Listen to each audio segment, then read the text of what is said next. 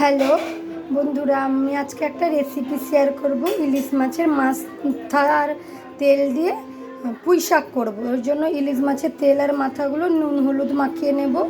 এখানে সব রকমের সবজি নিয়েছি, কুমড়ো, বেগুন, আলু, পুঁই ডাঁটা, পুঁই শাক, সব রকমের সবজি নিয়েছি। সবজিগুলো ধুয়ে জল ঝরতে রেখে দিয়েছি।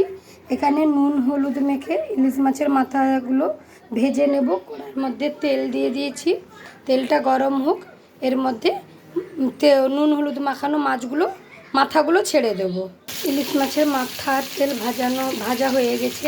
এবার তেলের মধ্যে 5 ফোড়ন দেব,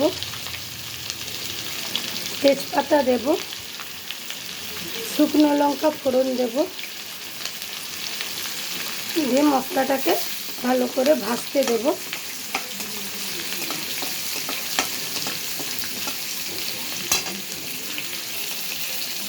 রসুন থেঁতো করে রেখেছিলাম, রসুন থেঁতোটা দিয়ে দেব তেলের মধ্যে।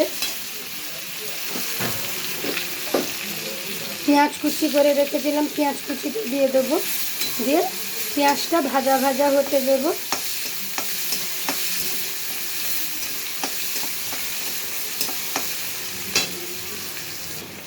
এবার মাথাগুলো একটু একটু করে ভেঙে নেব।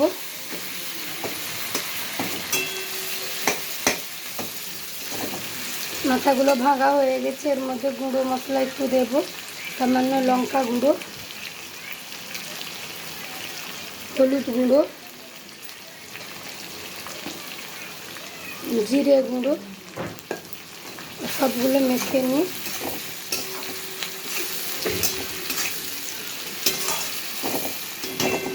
এবার এর মধ্যে ধুয়ে রাখা সবজিগুলো ঢেলে দেব।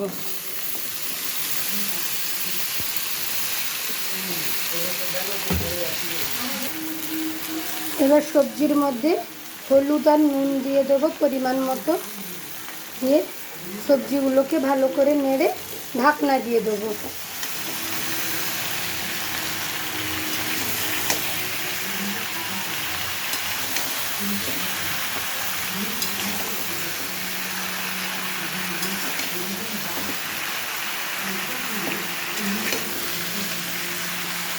আলু, বেগুন, কুমড়ো, ঝিঙে যে যার পছন্দ মতন সবজি দিতে পারে।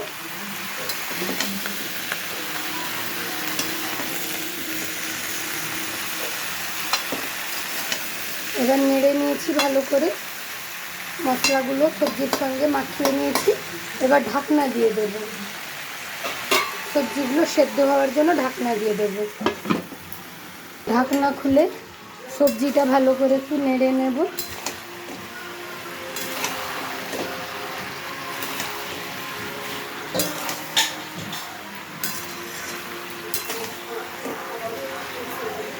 দিয়ে আবার ঢাকনা দিয়ে দেব।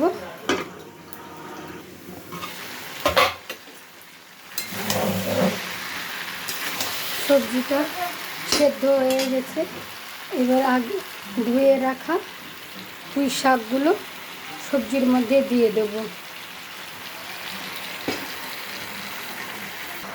শাকগুলো সবজির সঙ্গে ভালো করে নেড়ে নেব।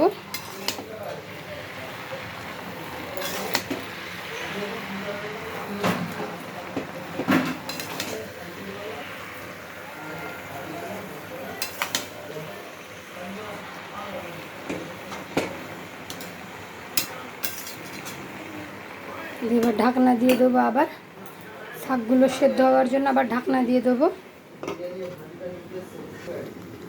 ঢাকনা খুলে দেখব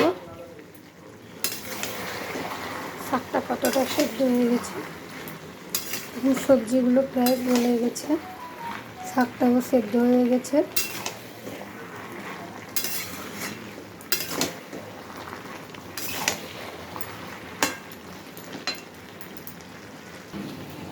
দেখুন আমার মাখা মাখা হয়ে গেছে।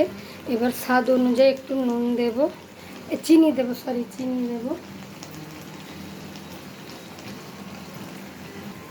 3টে কাঁচা লঙ্কা চেরা দেব।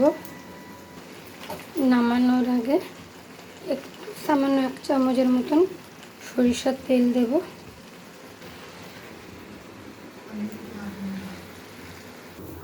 দেখুন আমার ইলিশ মাছের মাথা দিয়ে পুঁই শাকটা অলমোস্ট রেডি হয়ে গেছে। ভাতের সঙ্গে খুব ভালো লাগবে, গরম গরম ভাতের সঙ্গে গরম গরম তরকারি। ভালো লাগলে লাইক কমেন্ট শেয়ার করবেন, সাবস্ক্রাইব করবেন। নতুন নতুন রেসিপি দেখতে চাইলে কমেন্ট করে জানাবেন। আজ রাখছি, দেখা হবে পরের কোনো নতুন রেসিপিতে। বাই।